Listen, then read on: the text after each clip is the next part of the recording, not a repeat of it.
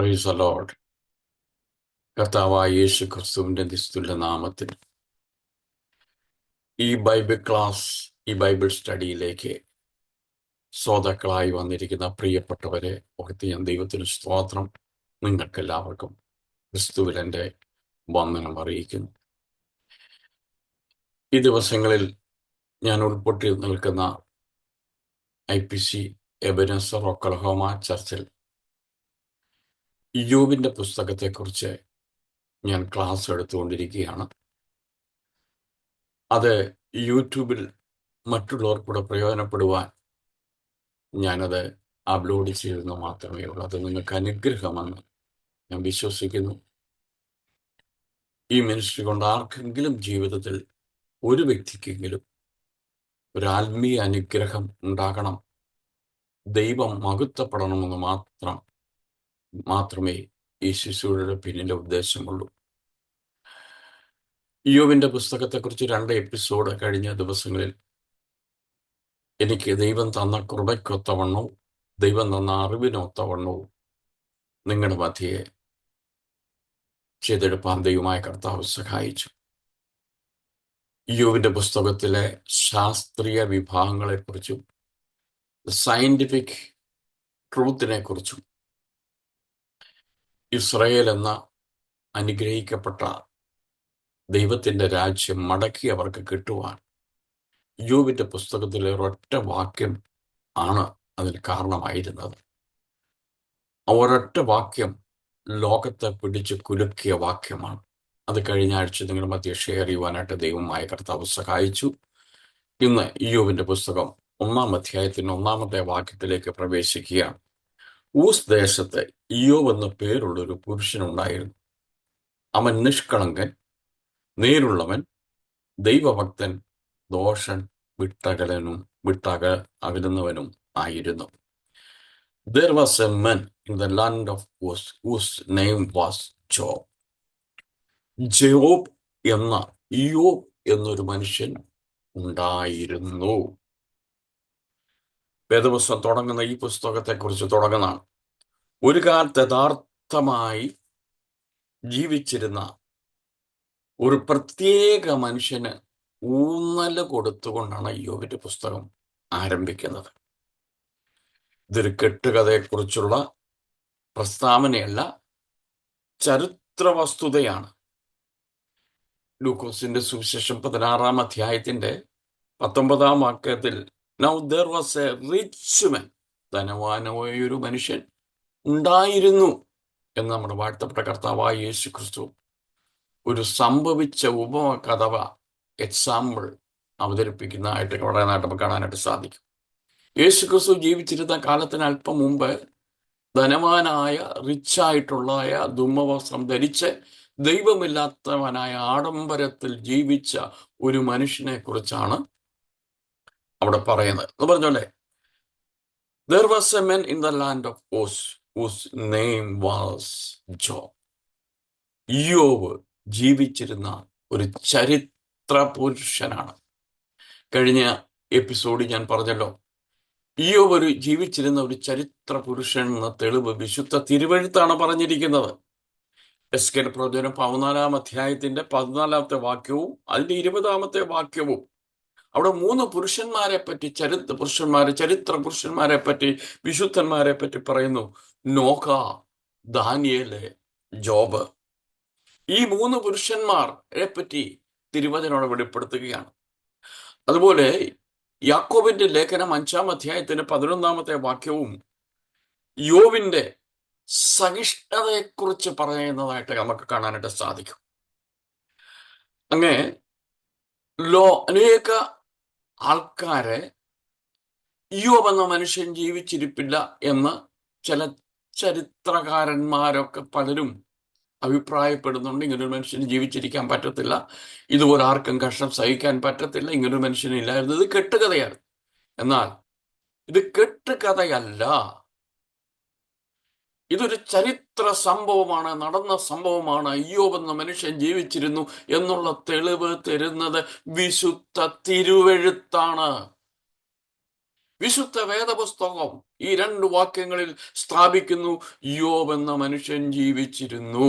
അതുകൊണ്ടാണ് യോബിന്റെ പുസ്തകം ഇങ്ങനെ തുടങ്ങുന്നത്: there was a man in the land of whose name was യോബ്. ഊസദേശത്ത് യോബ് എന്നുള്ള പുരുഷൻ, പേരുള്ളൊരു പുരുഷൻ ഉണ്ടായിരുന്നു. പ്രൈസ് ദി ലോർഡ്, സ്തോത്രം. അതുപോലെ ദൈവമക്കളെ, യോബിന്റെ 4 വിധമാകുന്ന ചതുർവിധ സ്വഭാവ ഗുണം ഇവിടെ എടുത്തു കാണിക്കുന്നുണ്ട്. ഒന്ന്, അവൻ നിഷ്കളങ്കനായിരുന്നു. ഇങ്ങനൊരു ധനികനായ മനുഷ്യൻ ഉണ്ടായിരുന്നു എന്ന് പറഞ്ഞ് തുടങ്ങിയിട്ട് ഉടനെ തന്നെ വിശേഷിപ്പിക്കുവാൻ പരിശുദ്ധാത്മാവിന് സാധിക്കുന്നത്, പരിശുദ്ധാത്മാവ് അവന്റെ സ്വഭാവത്തെയാണ്. സ്തോത്രം. അവന്റെ സ്വഭാവത്തെയാണ് ഇവിടെ വിശേഷിപ്പിക്കുന്നത്. നമ്മുടെയൊക്കെ സ്വഭാവത്തെക്കുറിച്ച് നമ്മുടെ അയൽവാസികളോട് ചോദിച്ചാൽ മതി, നമ്മുടെ സഹപാഠികളോട് ചോദിച്ചാൽ മതി. ഇവിടെ യോബ് നിഷ്കളങ്കനാണ്, ബ്ലെയിംലെസ്. സ്തോത്രം. 37-ാം സങ്കീർത്തനത്തിൽ 37-ാമത്തെ വാക്യത്തിൽ നിഷ്കളങ്കനെ കുറികൊള്ളുക, നേരുള്ളവനെ നോക്കിക്കൊള്ളുക. Mark the blameless men and behold the upright. ഇത് സാൻമാർഗീയ നിലവാരത്തെയാണ് കാണിക്കുന്നത്. സ്തോത്രം. ഈ താമ്രം എന്ന വാക്കിൽ നിന്നാണ് താം എന്നുള്ള ഒരു എബ്രായ പദം ലഭിച്ചിരിക്കുന്നത്. നിഷ്കളങ്കൻ എന്ന് പറഞ്ഞാൽ താം എന്നുള്ളൊരു പദമാണ് എബ്രായ പദത്തിൽ കൊടുത്തിരിക്കുന്നത്. താം എന്ന വാക്കിന്റെ അർത്ഥം പൂർത്തീകരിക്കുക, ഫുൾഫില്ലാക്കുക, നിറയ്ക്കുക, ഫില്ലാക്കുക. പൂർത്തീകരിക്കാത്ത ഒരു ഭാഗവും ശേഷിച്ചില്ല എന്നൊക്കെ അർത്ഥമാണ് ഈ ഭാഗത്ത് ഈ താം എന്നുള്ള വാക്കിൽ നിന്ന് കാണുന്നത്. നിഷ്കളങ്കൻ. എഫേസ്യ ലേഖനം 1-ാം അധ്യായത്തിന്റെ 4-ാമത്തെ വാക്യത്തിൽ പുതിയ നിയമത്തിൽ അപ്പോസ്തലനായ പൗലോസ് പറയുന്നത് എന്തുവാ? നാം അവന്റെ സന്നിധിയിൽ വിശുദ്ധരും നിഷ്കളങ്കരുമാകേണ്ടതിന് ക്രിസ്തുവേശുവിൽ ലോകസ്ഥാപനത്തിനു മുമ്പിൽ അവൻ നമ്മെ തെരഞ്ഞെടുത്തു. നമ്മെ തെരഞ്ഞെടുത്തത് അവിടെ പൗലോസ് പറയുന്നുണ്ട്.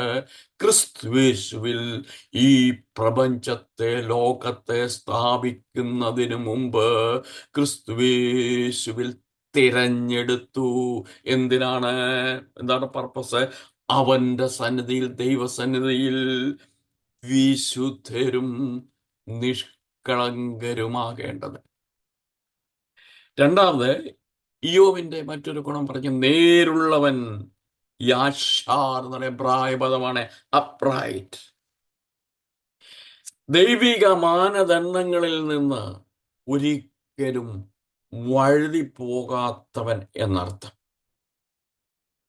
ദൈവം വെച്ചിരിക്കുന്ന ഒരു സ്കെയിലുണ്ട്, ഒരു മാനദണ്ഡമുണ്ട്. അതിൽ നിന്നും വ്യതിചലിക്കാത്തവൻ എന്നാണ് നേരുള്ളവന്റെ അർത്ഥം. വാ തുറന്നാൽ ഇയ്യോബിന്റെ വായിൽ നിന്ന് നേരല്ലാതെ ഒരു അസത്യവും വരത്തില്ല. അപ്പോസ്തലനായ പൗലോസ് രക്ഷിക്കപ്പെട്ട് കഴിഞ്ഞ ഉടനെ അവിടെ അപ്പോസ്തല പ്രവൃത്തിയിൽ 9:11 പറയുന്നുണ്ട്, സ്ട്രീറ്റ് കൂടെ, നേർവീതി എന്നൊരു സ്തോത്രം വഴിയിൽ കൂടിയാണ് യാത്ര ചെയ്തത്. അപ്പോൾ ദൈവമക്കളെ, ഈ നേര് ഉള്ളവൻ എന്ന് പറയുന്നതിന് പ്രത്യേക വ്യാഖ്യാനം ഒന്ന് കൊടുക്കേണ്ട. വേദപുസ്തകത്തിൽ തന്നെ പറയുന്നുണ്ട്, മുമ്പേ നമ്മൾ ആരായിരുന്നു? അസത്യം പറയുന്നവരായിരുന്നു, പോഷ്ക തറയുന്നവരായിരുന്നു, ദൈവത്തിനെതിരായി സംസാരിക്കുന്നവനായിരുന്നു, പല പൊട്ടച്ചൊല്ല, കളിവാക്ക എന്ന് വേണ്ട എല്ലാത്തിനും ചെയ്യുന്നവരായിരുന്നു. നമ്മളുടെ വായിൽ നിന്ന് ഉയരുന്ന സ്തോത്രഗീതങ്ങൾക്ക് പകരം എന്തുവായിരുന്നു? സിനിമാ പാട്ടുകളായിരുന്നു. എന്നാൽ രക്ഷിക്കപ്പെട്ടു കഴിഞ്ഞോ? സ്തോത്രം. യോബിന്റെ ജീവിതത്തിൽ നേരുള്ളവനായി. ഈ ഭാഗങ്ങളൊന്നും എക്സ്പ്ലെയിൻ ചെയ്യാതെ മനസ്സിലാകുന്ന ഭാഗങ്ങളായതുകൊണ്ട് ഞാൻ ഇതൊക്കെ മുന്നോട്ട് പോയിട്ട് പ്രധാന ഭാഗങ്ങൾ പറയുവാനാണ് ആഗ്രഹിക്കുന്നത്. അടുത്തത് മൂന്നാമൻ ഭക്തനായിരുന്നു. ഗോഡ്ലിനെസ് ഈ 6 എന്നുള്ളൊരു പ്രായപദമാണ്. ദൈവിക മഹത്വത്തെ മനസ്സിലാക്കി അതനുസരിച്ച് ഭക്തനായി ജീവിക്കുന്ന ഒരു മനുഷ്യനായിരുന്നു ഇയ്യോബ്. ശത്രു സാത്താനോട് ഇങ്ങനെ ചോദിക്കുന്നുണ്ട്, നീ ഇയ്യോബിന്റെ മേൽ ദൃഷ്ടി വെച്ചോ? എനിക്ക് മനസ്സിലാക്കാൻ സാധിക്കുന്നത് ഇയ്യോബിന്റെ മേൽ ശത്രു ദൃഷ്ടി വെക്കാൻ കാരണം അവന്റെ ഭക്തിയാണ്. അത് പുറകാലെ ഞാൻ എക്സ്പ്ലെയിൻ ചെയ്യുന്നതായിരിക്കും. എല്ലായ്പ്പോഴും ദൈവത്തിങ്കിലേക്ക് നോക്കുകയും ദൈവത്തിന് പ്രസാദമായി ജീവിക്കുകയും ചെയ്യുന്നതാണ് ഭക്തി. ഭക്തിക്ക് ശക്തിയുണ്ട്. സ്തോത്രം. ഭക്തി എന്ന് പറഞ്ഞാൽ ആശ്രയിക്കുക, സേവിക്കുക എന്നുള്ള ആ ധാതുവിൽ നിന്നാണ് ഭക്തി എന്നുള്ള പദത്തിന്റെ സ്റ്റാർട്ടിങ്, ഉൽപ്പത്തി. ഭക്തിയെക്കുറിച്ച് തന്നെ വേദപുസ്തകത്തിൽ ഒത്തിരി കാര്യങ്ങൾ പറയാനുണ്ട്. അത് എക്സ്പ്ലെയിൻ ചെയ്യണത് ഈ ഈ ദാവീദ് തന്നെ പ്രാർത്ഥിക്കുന്നുണ്ട്, ഭക്തന്മാർ കുറഞ്ഞു പോകുന്നു. 12-ാം സങ്കീർത്തനത്തിൽ ദാവീദ് ഭക്തന്മാർ കുറഞ്ഞു പോകുന്നു പ്രാർത്ഥിക്കും. നമുക്ക് തിരുവചനം പഠിക്കുമ്പോൾ ഞാൻ ആ ഭാഗം ഒത്തിരി എക്സ്പ്ലെയിൻ ചെയ്യുന്നില്ല. സാധാരണ ഒരു സൺഡേ സ്കൂൾ സ്റ്റുഡൻസിന് പോലും മനസ്സിലാകുന്ന വാക്കുകളാണ് അതൊക്കെ. വേദപുസ്തകത്തിൽ ചില ഭക്തികളുണ്ട്. വേദപുസ്തകത്തിലെ ചില ഭക്തികൾ നമുക്ക് കാണാൻ വേണ്ടി സാധിക്കും. ഒന്ന് കപടഭക്തിയാണ്. ഭക്തി അഭിനയിക്കുക. ഈ പരീശന്മാരെ കുറിച്ച് പറയുന്നുണ്ടല്ലോ, കപടഭക്തിക്കാരായ പരീശന്മാരെന്ന് വാഴ്ത്തപ്പെട്ട കർത്താവായ യേശു ക്രിസ്തു പറയുന്നു. അവരെന്താ ചെയ്യുന്നത്? കിണ്ണങ്ങളുടെ പുറം മാത്രം വെളിപ്പാക്കുന്നു, അക്കമോ മുഴുവൻ ക്ലാവ് പിടിച്ച് കിടക്കുക, വൃത്തിഹീനമാണ്. ശവക്കല്ലറകളുടെ പുറം മാത്രം പെയിന്റ് ചെയ്ത് വൃത്തിയാക്കുന്നു, അകമോ ചീഞ്ഞു നാറിക്കൊണ്ടിരിക്കുക. ഇതാണ് കപടഭക്തി. സ്തോത്രം. അടുത്തത് വേഷഭക്തി. ഭക്തനായി വേഷം കെട്ടി ശക്തിയെ തവിച്ചുള്ള ഭക്തനായിട്ട് വേഷം ധരിച്ച് വെളിച്ചദൂതനായിട്ട് അഭിനയിക്കുന്ന വേഷഭക്തി. 3 സംഘടനാഭക്തി. ഇത് ക്രിസ്തീകോളത്തിലെ വേർപെട്ട ദൈവത്തെ ആരാധിക്കുന്ന ദൈവമക്കളെ കാർന്നു തിന്നുന്ന ഒരു വലിയ രോഗമാണ് സംഘടനാഭക്തി. സഭകൾ നശിച്ചുകൊണ്ടിരിക്കുക. വിശ്വാസികൾ, കുടുംബങ്ങൾ തകർന്നുകൊണ്ടിരിക്കുക. സംഘടനാഭക്തി കാരണം ഇന്ന് കോടതികളിൽ കേസ് കെട്ടിക്കിടക്കുക. അനേക ഭക്തന്മാരുടെ ശുശ്രൂഷയെ തകർത്തിരിക്കുന്നത്, ബ്ലോക്ക് ചെയ്തിരിക്കുന്നത് ഈ സംഘടനാഭക്തിയാണ്. അനേക നേതൃത്വമുള്ളവർക്ക് പോലും ആ കസേരയിൽ ഇരിക്കുവാൻ മേലാതെ, ആ ശുശ്രൂഷിക്കുവാൻ മേലാതെ, ദൈവം അവരെ ഏൽപ്പിച്ച് ശുശ്രൂഷിക്കാൻ മേലാത്തത് ഈ സംഘടനാഭക്തിയാണ്. സഹോദര, ദൈവം നിനക്ക് തന്നിരിക്കുന്ന ആരോഗ്യവും ബലവും നിന്റെ ആയുസ്സിൽ തന്ന ഭൗതിക നന്മയും കോടതിയിൽ സംഘടനാ ഭക്തിക്ക് വേണ്ടി കേസ് കളിക്കുവാനുള്ളതല്ല. നേതാക്കന്മാരെ നിങ്ങൾ ശ്രദ്ധിച്ചു കൊള്ളണം. സെൻട്രൽ പാസ്റ്റർമാരെ, പ്രസിഡന്റുമാരെ, ഓവർസിയർമാരെ നിങ്ങൾ ശ്രദ്ധിച്ചു കൊള്ളണം. പാവപ്പെട്ട ദൈവമക്കൾ കൂലിപ്പണി ചെയ്തുണ്ടാക്കുന്ന പൈസ, രാത്രിയിലും പകലും അധ്വാനിച്ച് ലഭിക്കുന്ന പൈസ,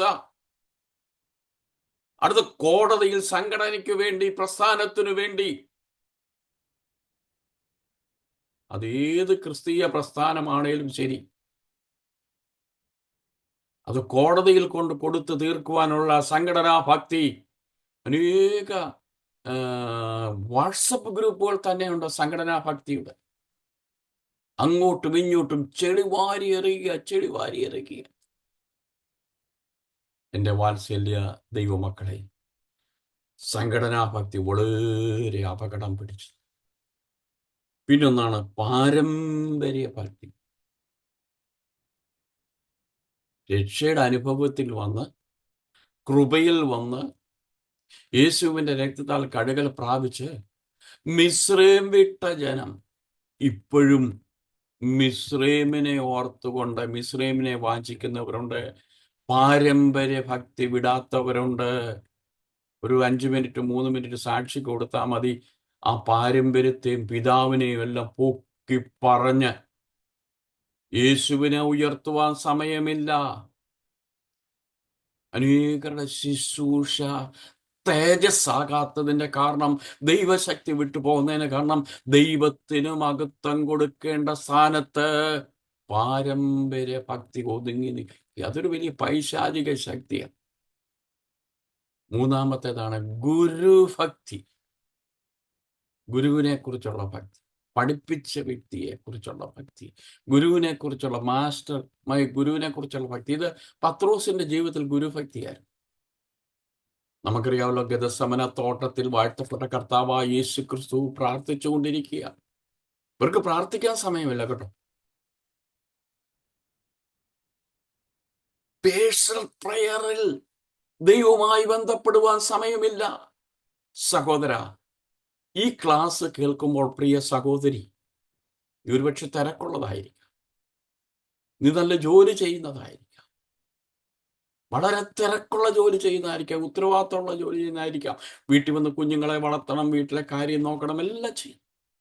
എന്നാൽ രഹസ്യമായി ദൈവത്തോട് പ്രാർത്ഥിക്കുവാൻ എത്ര മിനിറ്റ് നീ എടുക്കും? ഇന്ന് വിശ്വാസികളിൽ, ദൈവമക്കളിൽ, രക്ഷിക്കപ്പെട്ടവർക്ക് ഏറ്റവും സംഭവിച്ചിരിക്കുന്ന നഷ്ടമേതാണെന്നറിയാമോ? പരസ്യ പ്രാർത്ഥനയ്ക്ക് നമ്മളെല്ലാം എടുക്കുക, ഒരു കുഴപ്പമില്ല. പരസ്യ പ്രാർത്ഥന ആകാശം ചായച്ചിറക്കി പ്രാർത്ഥിക്കും. പക്ഷെ ഭക്ത, നിനക്ക് രഹസ്യ പ്രാർത്ഥനയുണ്ടോ? സ്തോത്രം. നിന്റെ രഹസ്യ പ്രാർത്ഥന, നിന്റെ ഏകാഗ്രതയിലാണ് ദൈവം നിന്നോട് സംസാരിക്കുന്നതും നീ ദൈവത്തോട് സംസാരിക്കുന്ന ആ ഡ്യുവൽ കമ്മ്യൂണിക്കേഷൻ നിനക്കുണ്ടോ? കർത്താവിൽ നിനക്ക് പ്രാപിക്കുവാൻ സാധിക്കുന്നുണ്ടോ? ദൈവദാസന്മാരോടും ചോദിക്കുക, പാസ്റ്റർമാരോടും ചോദിക്കുക. സഭയിൽ നിങ്ങൾ പാസ്റ്റർ ശുശ്രൂഷ ചെയ്യുന്നു, ബൈബിൾ കോളേജിൽ പഠിപ്പിക്കുന്നു, മറ്റെല്ലാ ആക്ടിവിറ്റീസും ഉണ്ട്, പരസ്യമൊക്കെ നടത്തുന്നുണ്ട്, കൺവെൻഷനിൽ പ്രസംഗിക്കുന്നുണ്ട്, എല്ലാം ഭയങ്കര ബിസിയാണ്. പക്ഷെ ദൈവദാസ, രഹസ്യ പ്രാർത്ഥന ചെയ്തിട്ട് എത്ര നാളായി? എത്ര മിനിറ്റ്? ഇതൊരു ദൈവാലോചനയായിട്ട് പ്രിയ ദൈവദാസ എടുക്കണമേ. ശുശ്രൂഷയുടെ തേജസ് ലഭിക്കുന്നത് എവിടെയാണെന്നറിയാവോ?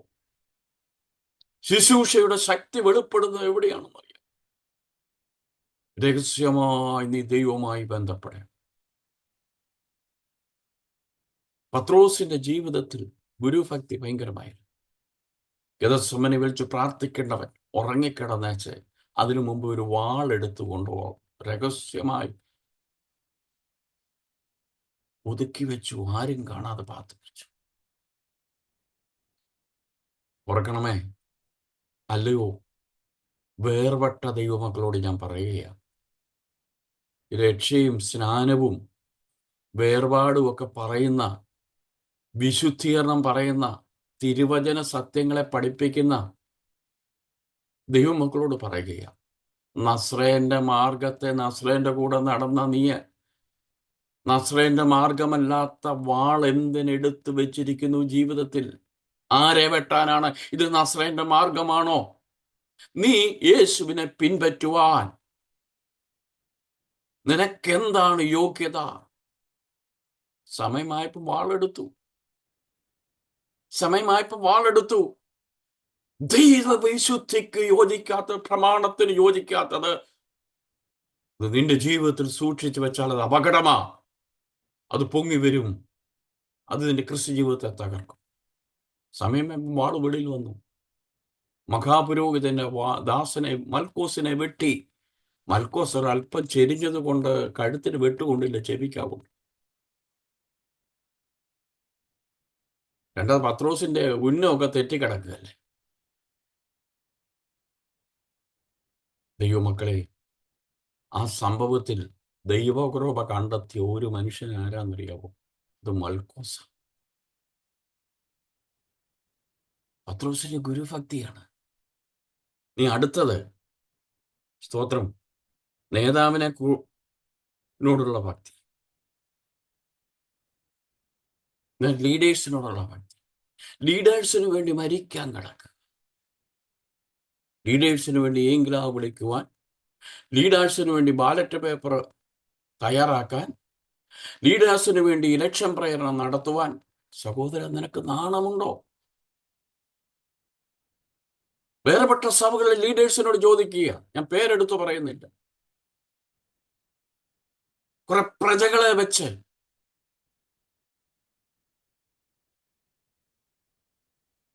ദൈവമക്കളെ, പാസ്റ്റർ ഭക്തി എന്നും പറഞ്ഞൊരു ഭക്തിയുണ്ട്. ഇന്ന് പാസ്റ്റർമാരെ സഭകളിൽ വന്ന് അവർ സ്ഥലം മാറിപ്പോകത്തില്ലല്ലോ. പാസ്റ്റർമാർ സ്ഥലം മാറിപ്പോകത്തില്ല.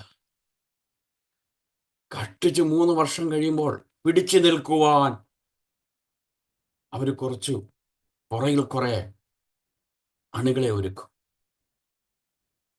അവർക്കൊന്ന് പാസ്റ്റർ ഭക്തി നോക്കും. നന്നായി പോകുന്ന, ഐക്യതയിരിക്കുന്ന, സഭകളെ തകർക്കുന്ന, ദർശനമില്ലാത്ത പാസ്റ്റേഴ്സ് കുറച്ച് ഭക്തന്മാരെ തൻ്റെ കീഴിലൊരുക്കി അവരെ കൊണ്ട് യുദ്ധം ചെയ്യിക്കും. സഹോദര, കർത്താവിനെ മാന്യമായി സേവിക്കേണ്ട നീ പാസ്റ്റർ ഭക്തി പറഞ്ഞു പാസ്റ്ററിന് വേണ്ടി മരിക്കാനും, പാസ്റ്ററിന് വേണ്ടി യുദ്ധം ചെയ്യാനും, പാസ്റ്ററിന് വേണ്ടി വഴക്കുണ്ടാക്കാനും, പാസ്റ്ററിന് വേണ്ടി ഇലക്ഷൻ നടത്താനും, വോട്ടിംഗ് നടത്താനും, പാസ്റ്ററിന് വേണ്ടി യുദ്ധം ചെയ്യുവാനും നീ പോകരുത്. നീ കർത്താവിനെ പ്രസാദിപ്പിച്ച് ദൈവഹിത പ്രകാരം ജീവിക്കുക. ദൈവം നിന്നെ അനുഗ്രഹിക്കും. നിന്നെ നിന്റെ തലമുറയ്ക്കും നല്ലത് ഇങ്ങനെയുള്ള ഭക്തി ഉപയോഗിക്കുന്നു. പാസ്റ്റർ ഭക്തി, നേതാവിനോടുള്ള ഭക്തി. ഞാൻ ചോദിച്ചിട്ടെ, ആത്മീയ കോളത്തിലെ വേർപെട്ട സഭകളോട് ചോദിക്കുകയാണ്, ട്രാൻസ്ഫറിന്റെ സമയം വരുമ്പോൾ എന്റെ നീതിമാൻ വിശ്വാസത്താൽ ജീവിക്കുന്നുള്ള വാക്യമൊക്കെ ഇവിടെ പോയി. എന്റെ വാത്സല്യ ദൈവമക്കളെ, കർത്താവ് നമ്മെ വിളിച്ചതിനല്ല, ദൈവത്തെ പ്രസാദിച്ച് സ്തോത്രം നിഷ്കളങ്ക മക്കളായി ജീവിക്കുവാൻ ദൈവം നമ്മെ വിളിച്ചിരിക്കുകയാണ്. അങ്ങനെ വേദപുസ്തകത്തിൽ ഒത്തിരി ഭക്തിയുണ്ട്. മറ്റൊരു ഭക്തിയാണ് അതിഭക്തി. വിശുദ്ധ തിരുവെഴുത്ത് പറഞ്ഞതിലും അതിൽ വെച്ചിലൂടെ കൂടിയ ഭക്തി. അത് അപകടമാണ്, സൂക്ഷിച്ചോളണം. അപ്പോൾ ഇയ്യോബിന്റെ ജീവിതത്തിലെ ഗുണങ്ങളെക്കുറിച്ച് നമ്മൾ ചിന്തിച്ചുകൊണ്ട് വന്ന 1-ാം കാണട്ടെ. 2, നേരുള്ളവൻ. 3, ദൈവഭക്തൻ. ഇതിലാ പിശാച് അവനെ ദൃഷ്ടി വെച്ചത് പ്രധാനം. നമുക്ക് തിരുവചനം പഠിക്കുമ്പോൾ ദൈവഭക്തന്മാർക്കുള്ള അനേക അനുഗ്രഹങ്ങളെ തിരുവചനത്തിൽ നമുക്ക് കാണാനായിട്ട് സാധിക്കും. ഭക്തന്മാർക്ക് യഹോവയുടെ സഹിതമുണ്ടാകും. ഭക്തന്മാർക്ക് നന്മ ലഭിക്കും.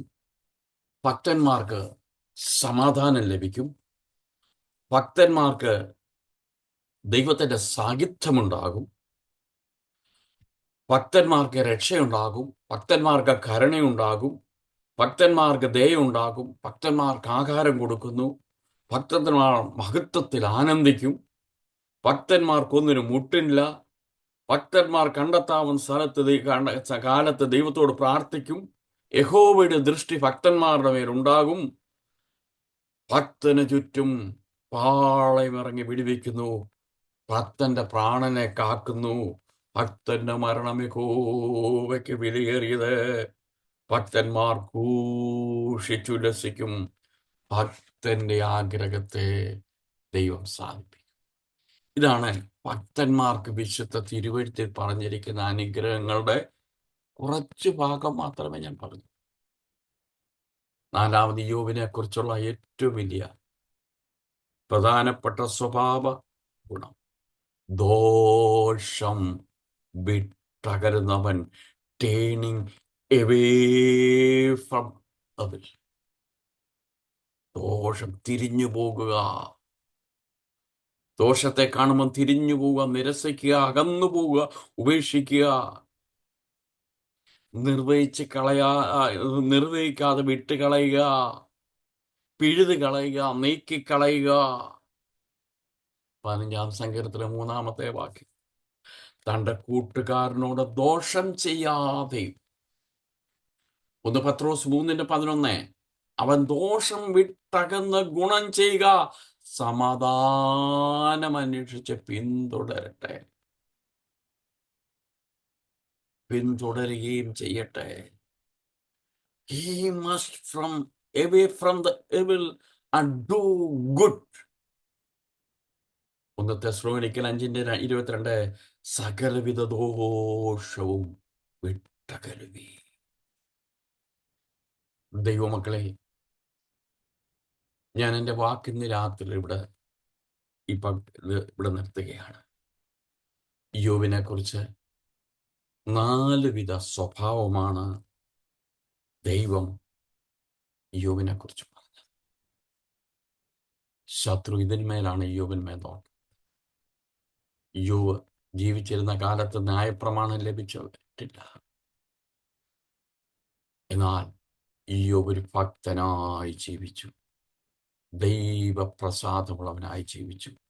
ഈ സർട്ടിഫിക്കറ്റ് കൊടുത്തത് ലോകമല്ല, ഈ സർട്ടിഫിക്കറ്റ് കൊടുത്തത് സ്വർഗമാ. എടുത്തെടുത്ത് റിപ്പീറ്റ് ചെയ്ത് യോബിന്റെ സ്വഭാവത്തെക്കുറിച്ച് പിശാചിനെ പറയുന്നുണ്ട്. ദൈവമക്കളെ, നമ്മളെക്കുറിച്ച് ലോകം എന്തു പറഞ്ഞാലും, ഭക്ത, സഹോദര, സഹോദരി, ലോകം നിന്നെക്കുറിച്ച് എന്തു പറഞ്ഞാലും നീ ഭാരപ്പെടേണ്ട. സ്വർഗം നിന്നെക്കുറിച്ച് എന്തു പറഞ്ഞിരിക്കും? യോസേപ്പിന്റെ ജീവിതം ഒന്ന് നോക്കിക്കേ. ഈജിപ്ഷ്യൻ കോടതിയിൽ ജോസേപ്പിന്റെ കേസ് ഡയറിയിൽ എഴുതി വെച്ചിരിക്കുന്ന എന്തുവാ? സ്ത്രീപീഡനം, വ്യഭിചാരം.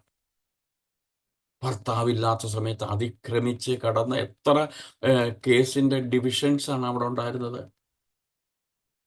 സ്ത്രീപീഡനം. തെളിവുണ്ട്, തുണി. എന്നാൽ സ്വർഗീയ കോടതിയിൽ ജോസേപ്പിനെ കുറിച്ചുള്ള കേസ് ഡയറി എഴുതി വെച്ചിരിക്കുന്നത് ദൈവഭക്തനായ, ദോഷം വിട്ടകലുന്നവനായ, പാപത്തെ കണ്ടപ്പോൾ പാപത്തിൽ നിന്ന് ഓടി രക്ഷപ്പെട്ടവനായ, പാപത്തിന്റെ തുണി വലിച്ചെറിഞ്ഞിട്ട് വിശുദ്ധിക്ക് വേണ്ടി ഓടി വേർപെട്ട ജോസേഫ്. ഇതാണ് സ്വർഗീയ ഡയറിയിൽ ജോസേപ്പിനെ പറ്റി എഴുതി വെച്ചിരിക്കുന്നത്. ഇന്ന് ഈ സമയത്ത് ഈ വചനം കേൾക്കും. വാത്സല്യ ദൈവദാസ, സഹോദരി, മാതാവേ, പിതാവേ, ലോകം നിന്നെ പഴിച്ചാലും, നീ ചെയ്യാത്ത തെറ്റ് ചെയ്ത് ആരോപണം പറഞ്ഞാലും, നിന്നെ മേൽ കെട്ടിവെച്ചാലും, നിന്നെ ശിക്ഷിച്ചാലും, നിന്നെ ജയിലിട്ടാലും, സ്വർഗീയ കോടതി നിനക്ക് വേണ്ടി എഴുന്നേൽക്കുന്ന ദിവസമുണ്ട്. ഈ വചനം കേൾക്കുന്ന ആരെങ്കിലും ജീവിതത്തിൽ അകാരണമായി പീഡിപ്പിക്കപ്പെടുകയോ കുറ്റാരോപണം ചെയ്ത് ശിക്ഷ അനുഭവിച്ച് നീ ഒതുക്കപ്പെട്ടവനായി സമൂഹത്തിന് ശുശ്രൂഷ പോലും ചെയ്യാതെ നിൽക്കുന്നുണ്ടെങ്കിൽ, നിന്നെപ്പറ്റി സ്വർഗത്തിനൊരു റെക്കോർഡുണ്ട്.